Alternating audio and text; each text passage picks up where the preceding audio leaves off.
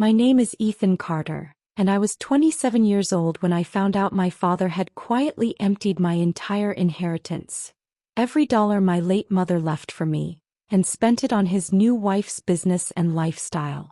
Not loans. Not investments. Gone. I didn't hear it from him. I found out when a legal notice meant for him was mistakenly forwarded to my email. A confirmation of asset transfer. My name was still listed on the account, but the balance read 0. When I confronted him, he didn't deny it.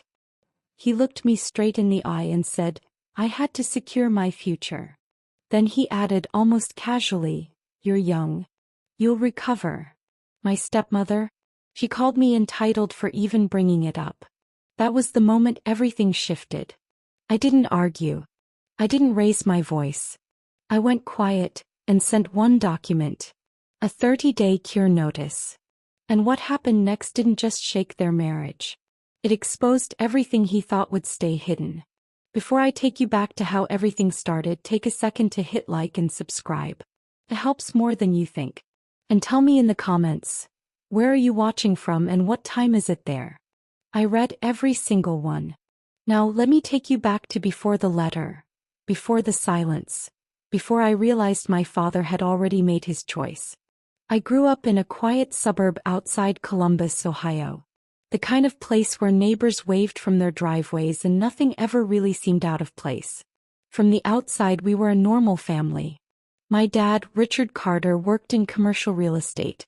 My mom, Laura, was a school counselor. And me, the only child, quiet, focused, the kid who didn't cause problems. If you asked anyone back then, they would have said I had a solid upbringing. Stable. Predictable. But that changed when I was 19. That was the year my mom got sick. It started small, fatigue, headaches, things easy to brush off. Within months, it became something we couldn't ignore. Hospital visits turned into long-term treatment. And just like that, the center of our home shifted from normal life to survival mode. I watched my mother fight for 2 years. And I watched my father slowly step back. He was there physically most of the time. Paid the bills. Showed up when people were watching. But the emotional weight, that fell somewhere else. Mostly on me. I drove her to appointments. Sat with her during treatments. Learned how to read lab results before I even finished college applications. And during that time something else happened. Something I didn't fully understand back then. My mother started preparing. Not just emotionally, financially. About 6 months before she passed, she called me into her room one evening. I remember the light was low, TV muted, paperwork spread neatly across her bed like she'd rehearsed the moment. She told me she had set aside money for me. An inheritance. Not massive, not life-changing overnight, but enough to give me a foundation. A start. Something to build on without drowning in debt or depending on anyone. She was very clear about one thing. This is yours, she said. No matter what happens. She explained that it was placed in an account under a structured arrangement. My father had administrative access, just in case, but it wasn't meant to be touched unless it directly benefited me. Education. Housing. Starting a business someday. A safety net. At the time I didn't question it. Why would I? It was my mother. And it was my father. Trust wasn't something I thought about. It was just there. He passed 3 months later. After that, everything changed faster than I could process. My dad didn't just grieve, he moved on. First it was subtle. Working late. Traveling more. Being home less. Then about a year later he introduced me to someone new. Vanessa. She was younger. Polished. Confident in a way that felt rehearsed. The kind of person who could walk into a room and immediately start rearranging it without asking. At first I tried to be open-minded. I told myself my dad deserved to be happy. That moving forward didn't mean forgetting. But things moved quickly. Too quickly. Within 8 months they were married. And that's when the tone of the house shifted. It wasn't obvious in one moment. It was gradual. Small things at first. Vanessa questioning expenses. Suggesting changes. referring to our finances in conversations I wasn't part of. Then it became more direct. "Ethan, you're an adult now," she said once over dinner. "It's time to start thinking independently." It sounded reasonable on the surface. Responsible even. But something about the way she said it, like she was drawing a line I didn't know existed. My father didn't push back. That was the part that stayed with me. He didn't agree out loud, but he didn't disagree either. I adjusted. Finished college. Got a job. Moved into a small apartment about 20 minutes away. Nothing fancy, just enough space to start building my own life. And for a while, things were quiet. We spoke occasionally. Holidays, birthdays, the usual. The inheritance? I didn't touch it. Not because I forgot, but because I didn't need it yet. I had a plan. I wanted to grow on my own first, then use it strategically. Maybe for a business. Maybe for a home. It was still there. Or at least, I believed it was. Looking back now, there were signs. Moments that didn't make sense at the time. My father mentioning tight finances despite earning well. Vanessa suddenly launching a boutique consulting business with no clear background in it. Lifestyle upgrades that didn't match what I knew about their income. New car. Renovations. Travel. I'd noticed. But I didn't connect the dots. Not yet. Because in my mind one thing was untouchable. That account. That promise. That line my mother had drawn so clearly. "This is yours. No matter what happens." I believed that. Completely. Until the day that email came through. And everything I thought was protected disappeared in a single line of text. Before I take you back to how everything started, take a second to hit like and subscribe. It helps more than you think. And tell me in the comments, where are you watching from and what time is it there? I read every single one. Now let me take you back to before the letter, before the silence, before I realized my father had already made his choice. I grew up in a quiet suburb outside Columbus, Ohio. The kind of place where neighbors waved from their driveways and nothing ever really seemed out of place. From the outside, we were a normal family. My dad, Richard Carter, worked in commercial real estate. My mom, Laura, was a school counselor. And me, the only child, quiet, focused, the kid who didn't cause problems. If you asked anyone back then, they would have said I had a solid upbringing. Stable. Predictable. But that changed when I was 19. That was the year my mom got sick. It started small, fatigue, headaches, things easy to brush off. Within months, it became something we couldn't ignore. Hospital visits turned into long-term treatment. And just like that, the center of our home shifted from normal life to survival mode. I watched my mother fight for 2 years. And I watched my father slowly step back. He was there physically most of the time. Paid the bills. Showed up when people were watching. But the emotional weight, that fell somewhere else. Mostly on me. I drove her to appointments. Sat with her during treatments. Learned how to read lab results before I even finished college applications. And during that time something else happened. Something I didn't fully understand back then. My mother started preparing. Not just emotionally, financially. About 6 months before she passed, she called me into her room one evening. I remember the light was low, TV muted, paperwork spread neatly across her bed like she'd rehearsed the moment. She told me she had set aside money for me. An inheritance. Not massive, not life-changing overnight, but enough to give me a foundation. A start. Something to build on without drowning in debt or depending on anyone. She was very clear about one thing. "This is yours," she said. "No matter what happens." She explained that it was placed in an account under a structured arrangement. My father had administrative access, just in case, but it wasn't meant to be touched unless it directly benefited me. Education. Housing.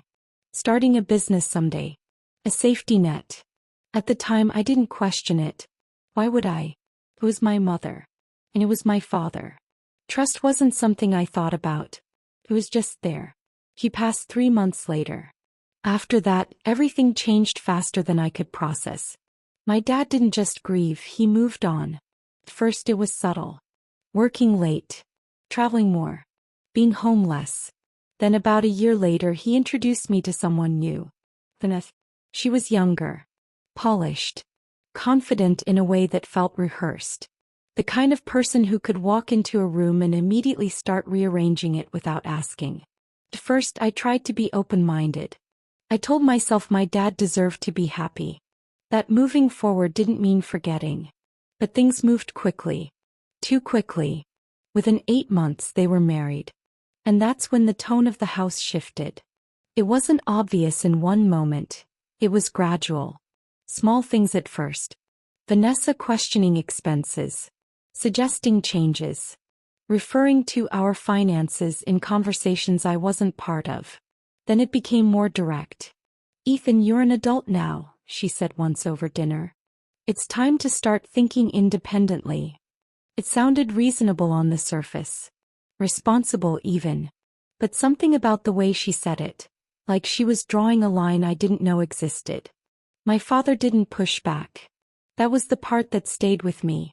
He didn't agree out loud, but he didn't disagree either. I adjusted. Finished college. Got a job. Moved into a small apartment about 20 minutes away.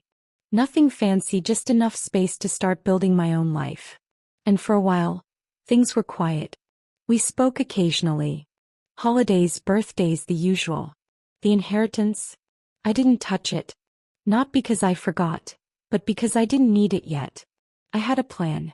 I wanted to grow on my own first, then use it strategically. Maybe for a business. Maybe for a home. It was still there. Or at least, I believed it was. Looking back now, there were signs. Moments that didn't make sense at the time. My father mentioning tight finances despite earning well. Vanessa suddenly launching a boutique consulting business with no clear background in it. Lifestyle upgrades that didn't match what I knew about their income. New car. Renovations. Travel. I noticed. But I didn't connect the dots. Not yet. Because in my mind one thing was untouchable. That account. That promise. That line my mother had drawn so clearly. "This is yours. No matter what happens." I believed that. Completely. Until the day that email came through. It was a random Tuesday afternoon. I was at work halfway through a report, when I saw a forwarded message with a subject line that didn't belong to me. Legal confirmation. Asset transfer complete. At first I almost ignored it. Thought it was spam. But something about my father's name in the preview made me open it. Inside was a formal document. Clean. Structured. Pulled. Account holder. Laura Carter Estate. Beneficiary Ethan Carter. Authorized agent. Richard Carter. Transaction status. Completed. Final balance. $0. I read it once. Then again. Then a third time slower. There was a transaction history attached. Multiple withdrawals. Structured over months. Then one final transfer that cleared everything out. The dates didn't lie. This wasn't recent. This had been happening quietly, over time. Right under my nose. I checked the timestamps. Cross-referenced them with my own life. While I was finishing school. While I was working late. While I was building my future, thinking I had a safety net behind me. It was being dismantled. Piece by piece. And the worst part? No one said a word. Not my father. Not Vanessa. Not anyone. That's when the small things started making sense. The tight finances that somehow still funded vacations. The business Vanessa launched out of nowhere. The upgrades. The changes. The confidence. It wasn't coming from nowhere. It was coming from somewhere. From me. From the one place that was never supposed to be touched. I sat there at my desk staring at that number, 0, and felt something I didn't expect. It wasn't anger. Not yet. It was something quieter. Like the ground beneath you disappears and for a second your body doesn't even know how to react. Because this wasn't just money. This was trust. This was a promise. And somewhere along the way my father decided that promise didn't matter. That I didn't matter. And that realization, that was the moment the story really began. I didn't call him right away. I know that's what most people would do. Pick up the phone, demand answers, force a conversation while the shock is still fresh. But something about what I was looking at, it didn't feel like a misunderstanding. It felt intentional. And intentional things don't get explained, they get defended. So instead of calling, I printed everything. The email. The transaction history. The account summary showing a clean, empty zero where my future used to be. Then I drove to his house. It was a Wednesday evening. Around 6:30. I remember because his car was already in the driveway and Vanessa's was parked right behind it. Angled slightly like she'd come in a hurry or didn't care enough to straighten it. I sat in my car for a full minute before getting out. Not trying to calm down. Trying to think. Trying to figure out if there was any version of this where I walked away understanding instead of whatever this was turning into. I didn't come up with one. So I grabbed the folder and walked to the door. Vanessa opened it. She smiled when she saw me, but it wasn't surprise. It was the kind of smile people give when they've already heard something and are waiting to see how you'll react. "Ethan," she said, stepping aside. "This is unexpected." I walked in without answering. My dad was in the living room sitting on the couch watching something on TV. He muted it when he saw me, but he didn't stand up. That was the first thing I noticed. Not even a greeting. Just waiting. I stayed standing. "Hey," he said like this was normal. Like I'd stopped by for a casual visit. I didn't respond to that either. I pulled the papers out of the folder and placed them on the coffee table in front of him. "Can you explain this?" He glanced down. Not long. Just enough to recognize what it was. Then he leaned back. No panic. No confusion. Just a slow exhale, like he'd been expecting this moment and was slightly annoyed it had finally arrived. Vanessa didn't sit. She stayed standing near the arm of the couch, arms crossed, watching both of us. The silence stretched. I let it. Because I needed to hear what he would say without pressure.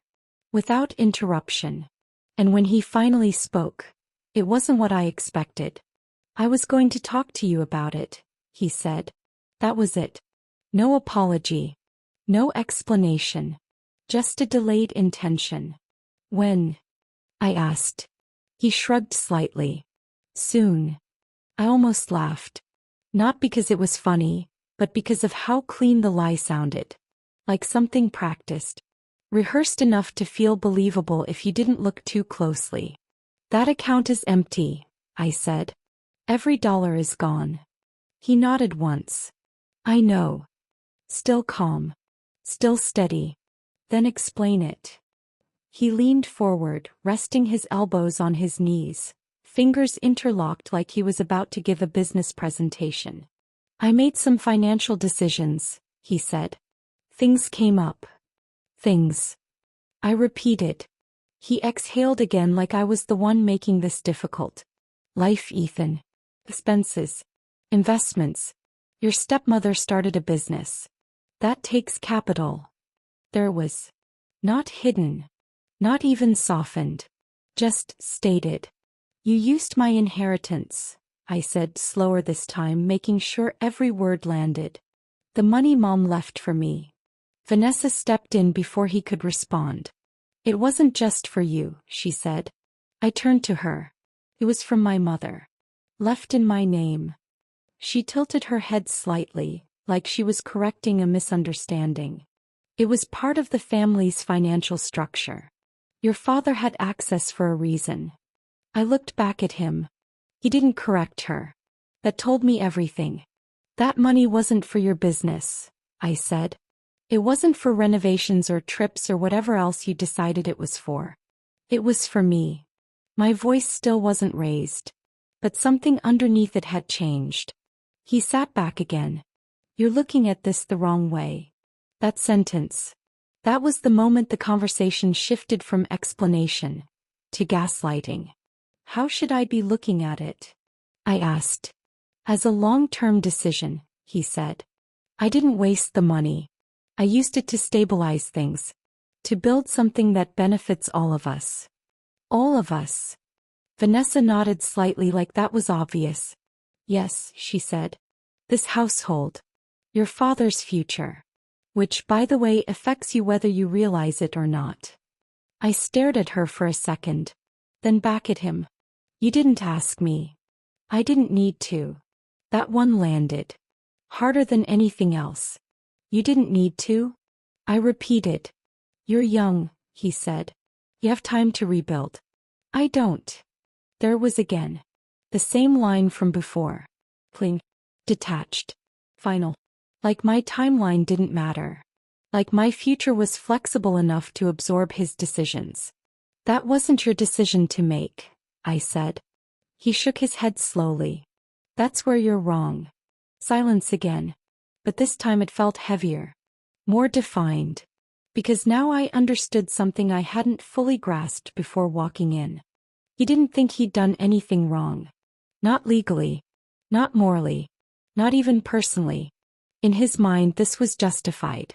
Necessary. Maybe even smart. Vanessa spoke again. You're focusing on the wrong issue, she said. Instead of being upset, you should be asking how to move forward. Dwelling on this isn't productive. I let that sit for a second. Then I asked one question. Is the money recoverable? Neither of them answered immediately. That was the answer. But I waited. Because sometimes silence forces truth out of people faster than pressure. Finally, my dad spoke. It's tied up, he said. Assets. Business investments. You can't just pull it back out overnight. So no, I said. He didn't respond. I nodded once. Slow. Deliberate. Because at that point something inside me stopped looking for resolution. And started shifting toward something else. Clarity. You understand what you did, right? I asked. He frowned slightly. I made a financial decision. You took money that wasn't yours. It was accessible to me. That doesn't make it yours. He leaned forward again, irritation creeping into his voice for the first time. You're being dramatic. There was the final piece. Minimize. Redirect. Reframe. You're 27, Ethan. You have a job. You're not struggling. This isn't some life-ending situation. I looked at him. Really looked at him. And realized something I hadn't wanted to accept until that exact moment. He wasn't going to fix this. He wasn't going to apologize. He wasn't even going to acknowledge it. Because in his mind the story had already been rewritten. He wasn't the one who crossed a line. I was the one overreacting to it. Vanessa added one more line, softer this time, almost like advice. You're going to have to let this go eventually. I picked up the papers from the table, smoothed them out, placed them back in the folder. Then I looked at both of them. I'm not letting anything go. My voice was calm again, controlled, but different. Because I wasn't asking anymore. I wasn't trying to understand. I wasn't hoping for anything from them. I turned and walked to the door. No one followed me. No one stopped me. And as I stepped outside, I realized something with absolute clarity. They thought this was over. They thought the conversation we just had was the end of it. They were wrong. Because I wasn't going to argue. I wasn't going to beg. I wasn't going to explain why what they did was wrong. I was going to respond. And this time, I wasn't doing it as their son. I was doing it as someone with proof. And options. And a deadline they didn't even know was coming. I didn't go home right away. I got in my car, closed the door, and just sat there for a minute, hands still on the steering wheel, engine off, everything quiet. Not because I didn't know what to do, but because I needed to make one decision first. Whether I was going to handle this emotionally or strategically, because those are two very different paths. One leads to arguments, frustration, going back and forth with people who have already decided they're right. The other, it leads somewhere else. Something slower, colder, final. I chose the second one. I started the car, pulled out of the driveway, and instead of heading back to my apartment, I drove in the opposite direction. There was one person I needed to talk to. Someone I hadn't spoken to in almost a year. Mark Ellison. He wasn't just a lawyer, he was someone my mom trusted. Estate planning, asset protection, all of it. He'd helped her set things up years ago, back when everything still made sense. Back when the word inheritance meant protection, not this. I still had his number. Saved under Mark, Mom's attorney. I called him from the road. He picked up on the third ring. Mark Ellison. It's Ethan Carter, I said. Laura Carter's son. There was a brief pause. Then his tone shifted. Ethan. It's been a while. How are you? I need to ask you something, I said. About the account my mom set up for me. Another pause. Longer this time. What happened? He asked. That was all he needed to say. Not what do you mean? Not which account. What happened? Because people like him don't ask questions unless they already know where the problem might be. It's empty, I said. All of it. Transferred out. Silence on the other end. Then, do you have documentation? Yes. Don't send anything yet, he said quickly. Come to my office. Tomorrow morning. Bring everything. I can come now. Another pause. Give me an hour, he said. I'll wait. His office hadn't changed. Same building. Same quiet lobby. Same neutral walls that make everything feel controlled, contained. I sat across from him with the folder in front of me. He didn't rush. Didn't speak until he'd gone through every page. Email first. Then transaction history. Then the account structure. He read everything twice. And the longer he stayed silent, the clearer it became. This wasn't complicated. This wasn't gray. This was something else entirely. Finally, he leaned back in his chair. He said. That word. Not this is bad. Not we'll figure it out. Just okay. Which somehow felt heavier than anything else. What does that mean? I asked. It means, he said carefully, this situation is more serious than you probably realize. I didn't respond. I just waited. Because I needed him to say it clearly. No soft language. No vague explanations. Just facts. Your mother set up that account under a structured estate plan, he continued. She named you as the sole beneficiary. Your father was listed as an authorized agent, not an owner. I know. An authorized agent can execute transactions, he said. But only within the scope of the account's intended purpose. I felt something shift slightly. Meaning he had access, Mark said. But not ownership. And more importantly, not discretion. I frowned. So he wasn't allowed to withdraw funds for unrelated personal use? Mark finished. No. He wasn't. The room went quiet. Not dramatic. Just settled. Like something had just been confirmed that changed the entire shape of the situation. He said it was a financial decision, I said. That he used it to stabilize things. Mark gave a small, almost tired nod. I'm sure that's how he's framing it. That's not what it is. He didn't answer right away. Instead, he reached into a drawer, pulled out a legal pad and wrote something down. Then turned it toward me. Breach of fiduciary duty. I stared at it. Not because I didn't understand the words, but because of what they implied. Say that again, I said. Your father was in a position of trust, Mark explained. He had a legal responsibility to act in your best interest regarding that account. And he didn't. No, Mark said. He acted in his own interest. Simple. Direct. No emotion attached to it. Just truth. What does that mean legally? I asked. It means, he said, you have grounds. For what? For recovery, he said. Potentially full recovery. That was the first moment since opening that email. That something shifted. Not emotionally. Strategically. Even if the money's gone? I asked.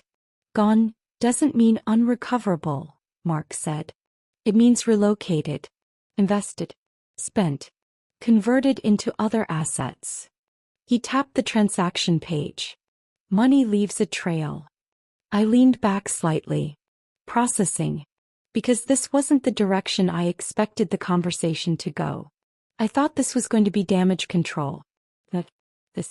What are my options? I asked. Mark didn't answer immediately. Instead, he folded his hands together, leaned forward slightly, and spoke in a tone that felt very different from before. More precise. More deliberate.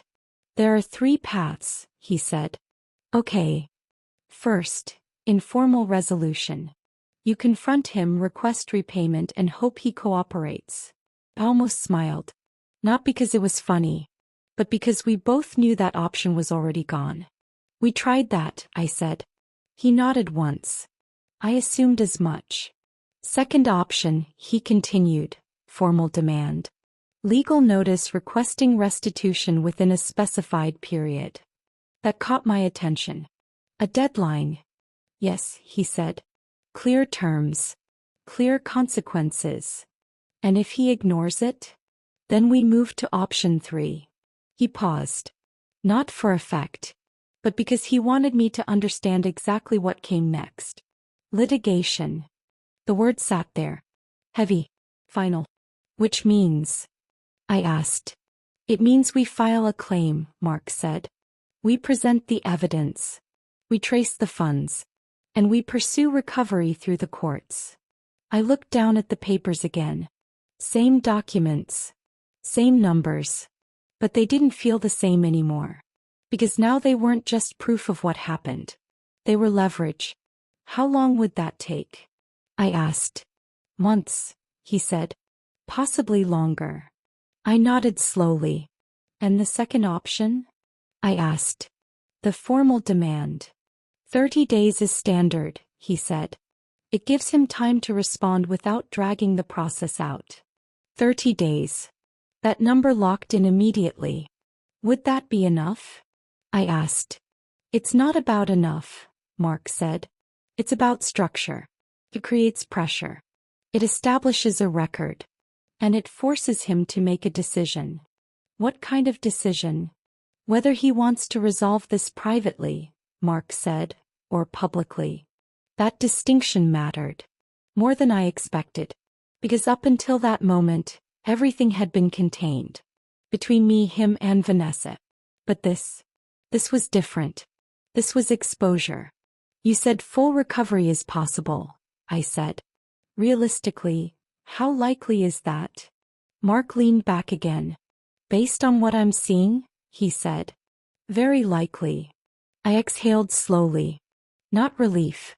Not yet. Just clarity. Because now I understood something I hadn't before. This wasn't over. Not even close. What do you need from me? I asked. Everything you have, he said. Emails. Messages. Any communication related to the account. And I'll start building the case. I nodded. And the notice? I'll draft it, he said. But I want you to understand something first. His tone shifted again. Less legal. More personal. This isn't just a financial process, he said. It's going to change your relationship with your father permanently. I didn't respond right away. Is that part? I'd already accepted.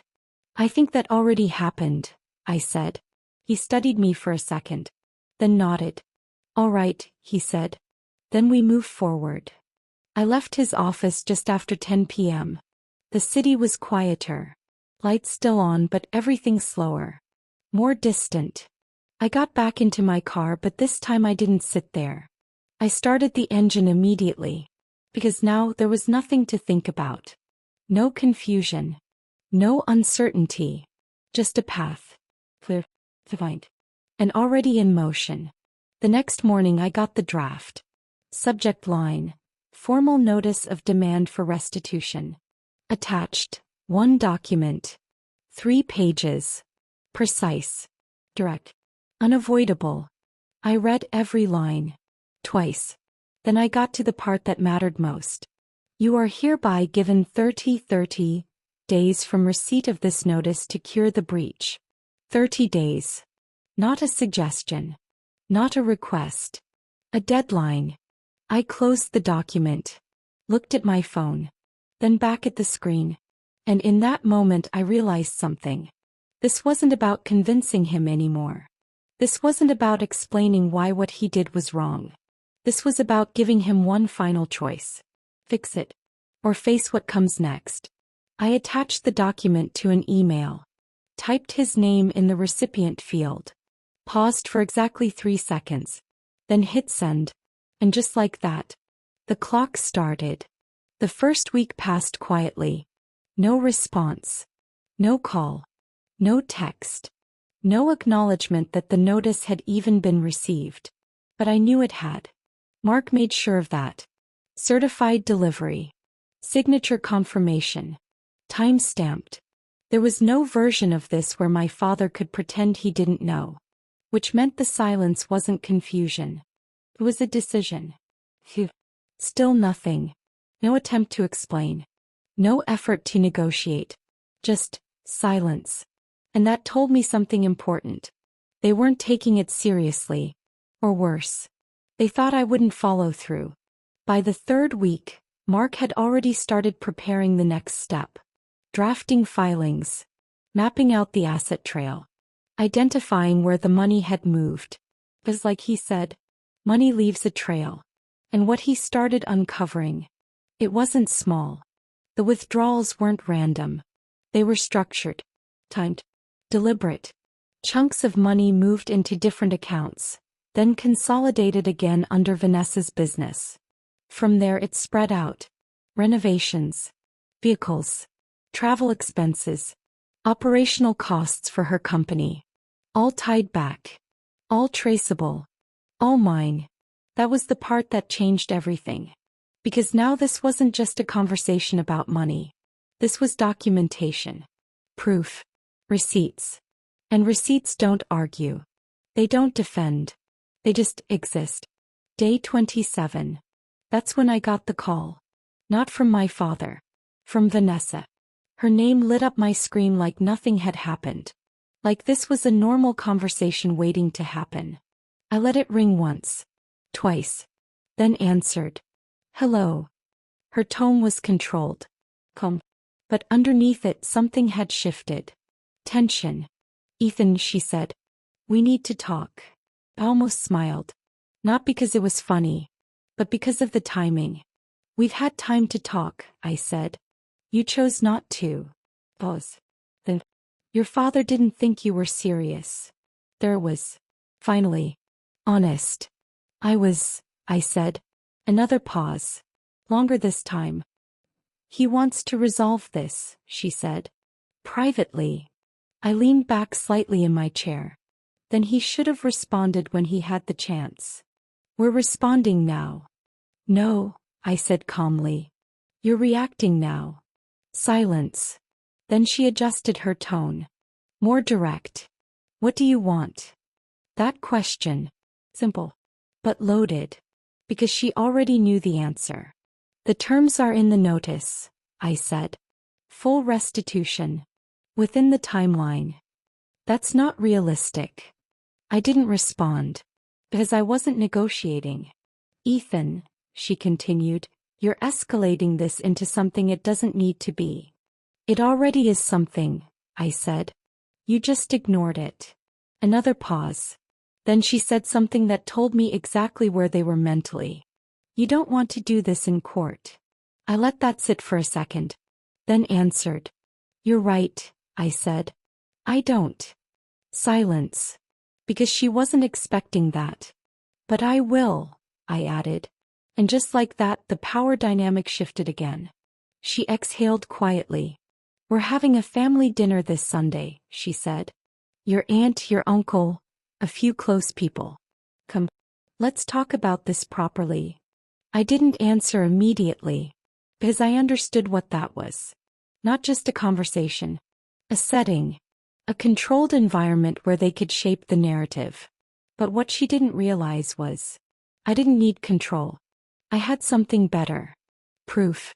I'll be there, I said. Sunday evening. 6 p.m. Same house.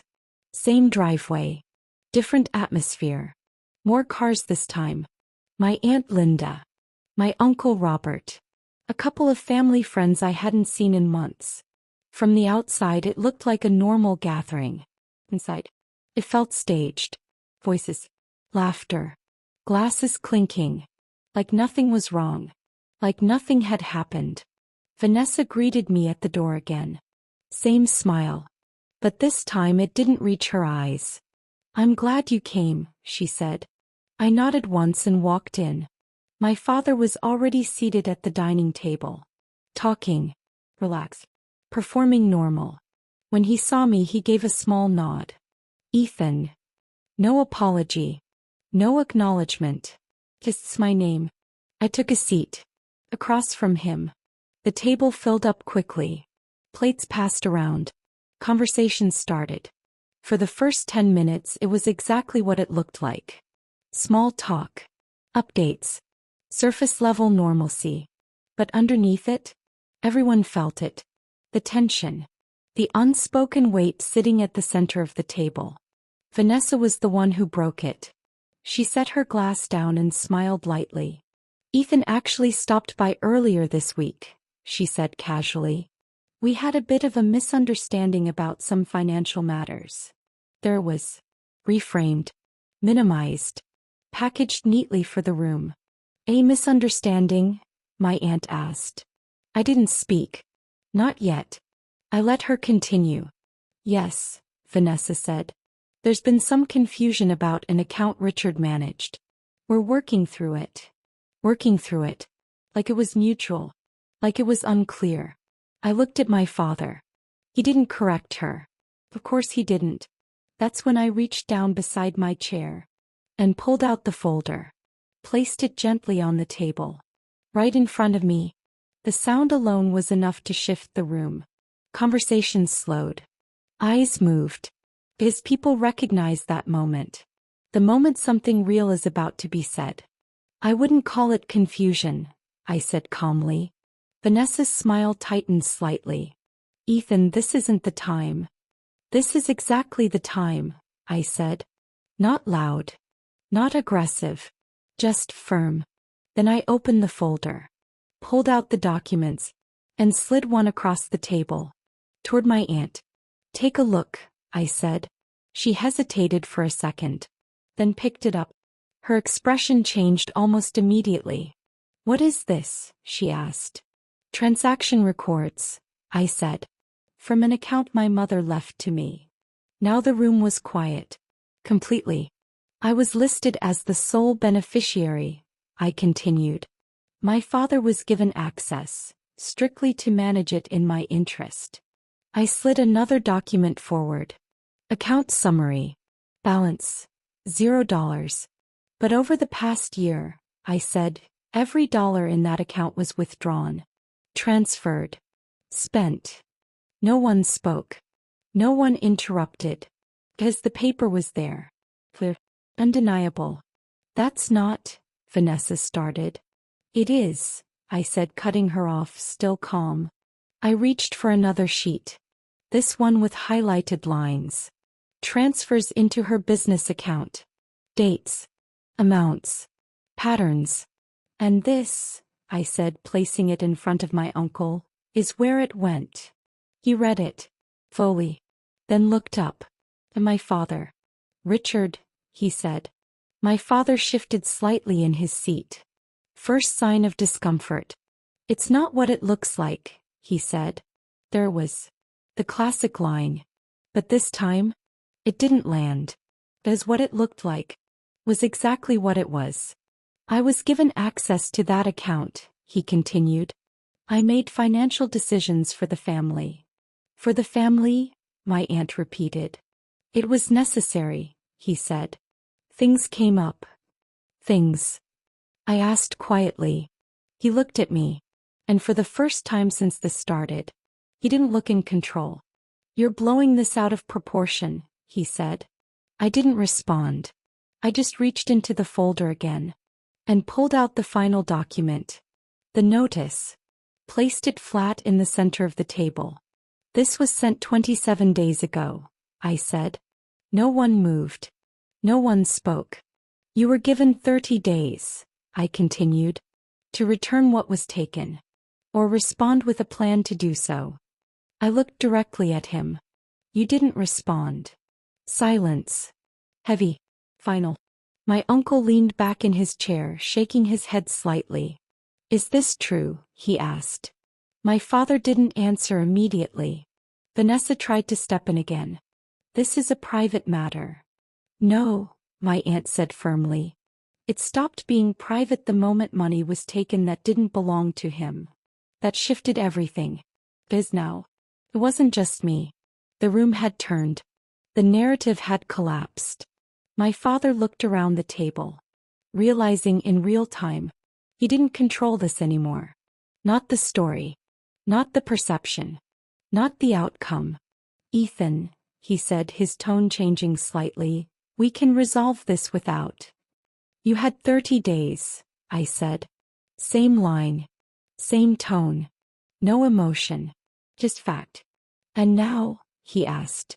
I closed the folder slowly, looked him in the eye, and said the one thing he hadn't prepared for. Now it's not up to you anymore. Silence. No arguments.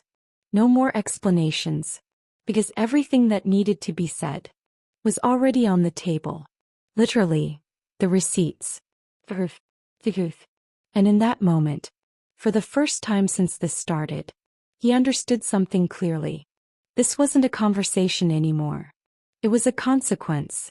And it had already begun. Nobody spoke for a long time after that. Not because there was nothing to say, but because anything said at that point would only make it worse. The air in the room had changed completely. What had started as a family dinner wasn't a dinner anymore. It was documentation. Public record. Evidence in motion. My father sat there staring at the table, not the papers anymore, but the space between them. Like if he avoided eye contact long enough, the situation might somehow reset itself. Vanessa was the first to break. This is harassment, she said sharply, pointing at the folder. You ambushed us in front of everyone. I looked at her. Not reacting. Not rising to it. Just steady. You invited me here, I said. That shut her down for half a second. But she recovered quickly. We invited you to talk, she said. Not to humiliate your father. My uncle leaned forward slightly. I think the question everyone is asking, he said carefully, is whether this is true. He looked at my father when he said it. That was the shift. Because now it wasn't about me anymore. It was about confirmation. My father finally spoke again, slower this time. It's not theft, he said. I had access. I managed the funds. I used them for family stability. There it was again. Same framing. Same justification. But now it sounded thinner. Less certain. My aunt shook her head. Richard, she said quietly, that money was left to him. Not to be managed into zero. Vanessa stepped in again, sharper this time. You're all acting like he stole something, she said. He didn't walk into a bank and take cash. It was a transfer between accounts he had access to. I reached forward and tapped the folder once. Access isn't ownership, I said. No raise in voice. No emotion. Just correction. That was when my father's expression changed slightly. Not anger. Something closer to frustration at losing control of the narrative. You're turning this into something legal, he said. This is family. I nodded once. It was family when it benefited you, I said. That landed harder than anything else so far. Silence again. But different now. Less defensive. More uncertain. Because everyone at the table was slowly realizing the same thing. This wasn't a misunderstanding. It wasn't miscommunication. It was structure. And structure has consequences. My uncle finally spoke again. Richard, he said, do you have any documentation showing those funds were used for Ethan's benefit? My father hesitated. Just a second too long. No, he said. That was it. No justification after that. No follow-up explanation. Just no. The room absorbed it. Slowly. Carefully. Like everyone was recalculating what they thought they knew. Vanessa leaned back in her chair. "You're seriously going to let him do this?" she said under her breath. But now even she didn't sound confident. Because the room had shifted away from her too. My aunt stood up slightly, placing her hands on the table. "I think we all need to understand something clearly," she said. "If the documents are accurate, this isn't a disagreement. This is mismanagement at best." My father looked at her. Then at me. And for the first time, there was no strategy in his eyes. Just exposure. "I didn't think it would become this," he said quietly. That sentence was interesting. Not denial. Not defense. Regret. But not enough of it to undo anything. "I thought I was protecting the household," he added. I shook my head slightly. "No," I said. "You were protecting a second household." That's when Vanessa's face tightened. Because she knew exactly what I meant. And more importantly, everyone else started to see it too. The upgrades. The timing. The spending. The business injections. It wasn't abstract anymore. It was mapped. My uncle exhaled slowly. "So where is the money now?" he asked. All eyes shifted back to my father. He didn't answer immediately. Because now the question wasn't whether it was taken. It was where it went. And that's a very different problem. "It's invested," he said finally. "Locked into assets. Some of it is tied up in Vanessa's company." That was the first crack in clarity. Because invested sounds responsible. Until you realize it still means it was moved without authorization. Vanessa straightened immediately. "Those are legitimate business investments," she said quickly. "I built something real with that capital." I looked at her. And this time I didn't let it slide past. "You built it with my inheritance," I said. Her jaw tightened. "It wasn't just yours," she said again. But even she didn't sound as certain now. Because repetition doesn't turn wrong into right. My aunt turned toward her slowly. "Was any of that money designated for business use in the trust?" she asked. Silence. That was the answer. My father stood up slightly now. "Enough," he said, voice firmer. "This is going in circles." But nobody moved. Nobody followed his attempt to reset the room. Because it was too late for resets. Mark had warned me about this. There comes a point where the narrative stops being something you argue about. And becomes something you respond to. I reached into the folder again. And placed the final page on the table. The formal notice. Stamped. Dated. Signed. "You have 4 days left on the 30-day cure period," I said. My father looked down at it. Then back at me. And for the first time, there was no explanation ready. No framing. No version of the story that made him the reasonable one. Vanessa spoke softly now. "This is going to destroy everything," she said. I nodded slightly. "Yes," I said. Pause. Then added, "It already has." That's when the room went completely still. Because that was the part nobody wanted to say out loud. Not the loss of money. Not the documents. Not even the legal consequences waiting behind it. But the truth underneath all of it. There was no going back to what this was before. My uncle stood up first. Then my aunt. Slowly, conversations started breaking apart. People gathering their things. Avoiding eye contact. Not because they didn't care. But because they finally understood there was nothing they could fix here. Vanessa followed them toward the hallway, speaking quietly, trying to salvage something in the aftermath. But it was already gone. When the room cleared out, it was just me and my father left standing there. The silence between us wasn't angry anymore. It was final. He looked at me for a long moment. Then said something quieter than everything before it. "I didn't think you'd push this far." I nodded once. "I didn't think you'd take it that far." That was it. No more debate. No more framing. Just two decisions meeting at the same endpoint. I picked up the folder.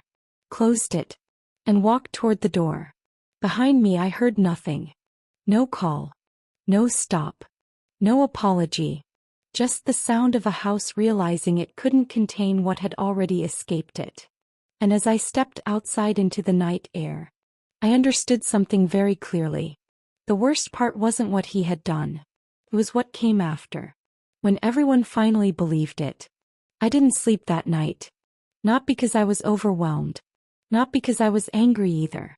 It was something quieter than both. Clarity. The kind that doesn't fade when you wake up. The kind that sits in the room with you. The 30-day clock had already been ticking for weeks, but after that dinner it felt different. Final. Like the story had crossed a point where it could no longer loop back into misunderstanding. The next morning I woke up to 3 missed calls. 2 from Vanessa. 1 from my father. I didn't return any of them. Instead I made coffee, sat at my kitchen table and opened my laptop. Mark had already sent an update. Subject line: preparation for escalation filed. The wording was intentional. Not dramatic. Not emotional. Just procedural. He'd started formal proceedings. Tracing funds. Locking timelines. Preparing filings that would make everything official if they didn't respond before the deadline. And in the middle of all that structure one sentence stood out. At this stage resolution is still possible, but only through compliance. Compliance. Not conversation. Not negotiation. Compliance. That word stayed with me longer than I expected. Because it removed emotion from the equation entirely. Later that afternoon I got a text. From my father. No greeting. No explanation. Just, we need to talk. Alone. I stared at it for a while. Not because I didn't know what it meant. But because I knew exactly what it meant. Not the version from before. Not the dinner table version. This was the private version. The one without witnesses. Without accountability. Where tone changes and expectations reset as if nothing happened in front of everyone else.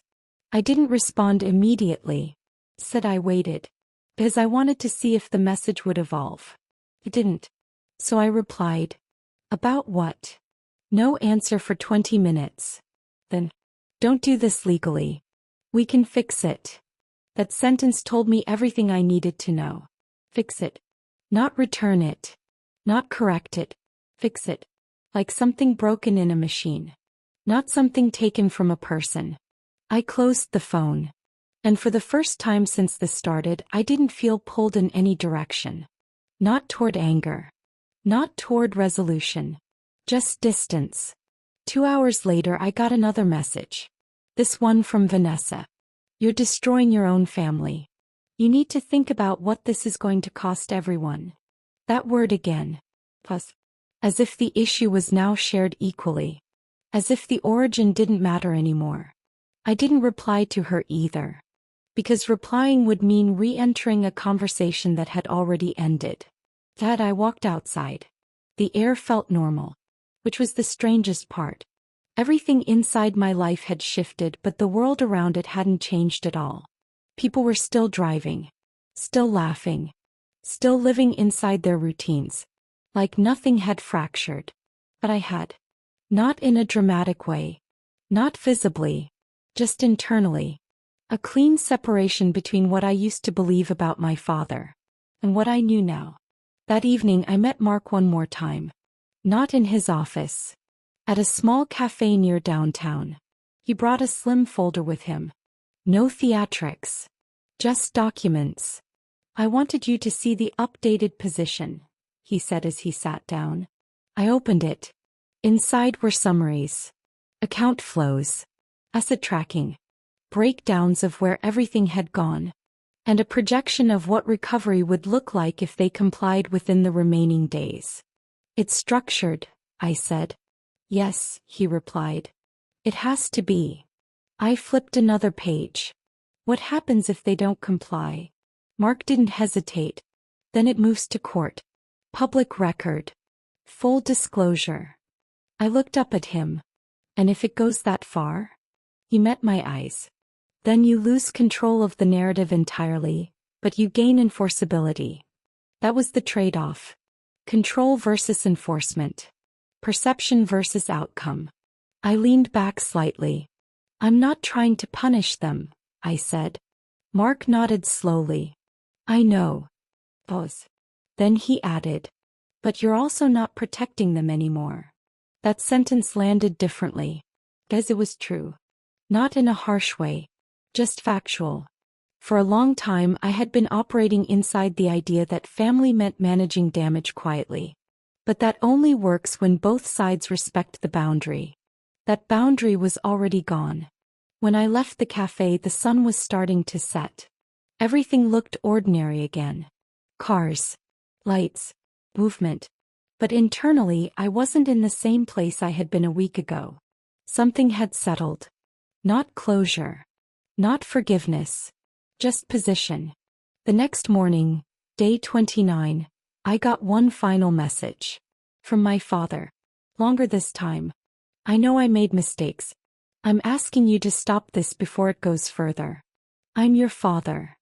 I read it twice. Then placed the phone down. Does that line? I'm your father. Was exactly why this had gone this far in the first place. Not because of authority. But because it was used as a shield. I didn't respond. Instead I opened my laptop. And reviewed the notice again. 1 day left. That was all. And for the first time since this started, I wasn't thinking about what I was losing. I was thinking about what had already been revealed. Because once someone shows you who they are in full view, there's no returning to the version you imagined before. And in that silence, I finally understood something I hadn't been able to name before. This wasn't me destroying anything. This was me accepting what had already been done. The only thing left now was the ending they had chosen for themselves. The final day came quietly. No dramatic call. No last-minute negotiation that changed everything. No sudden apology that rewrote history. Just time running out. By the end of the 30-day cure period, nothing meaningful had changed on their side. No full repayment.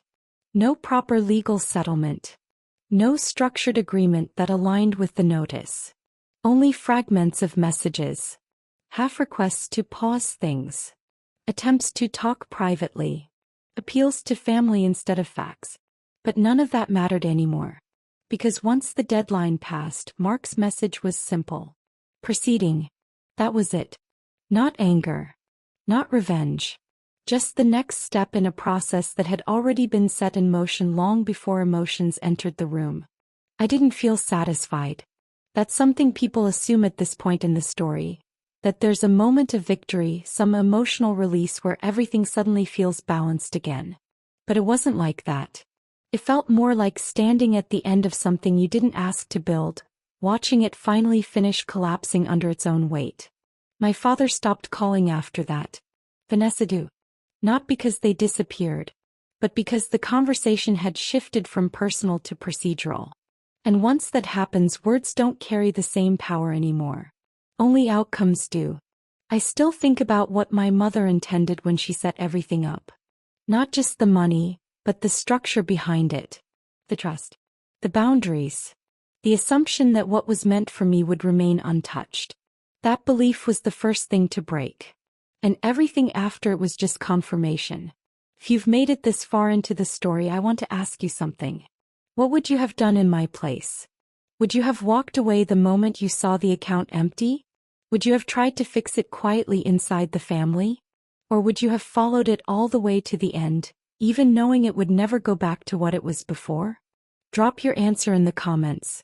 And if this story hit something real for you, something uncomfortable or familiar, don't just scroll past it. Because sometimes the hardest part isn't what people take from you.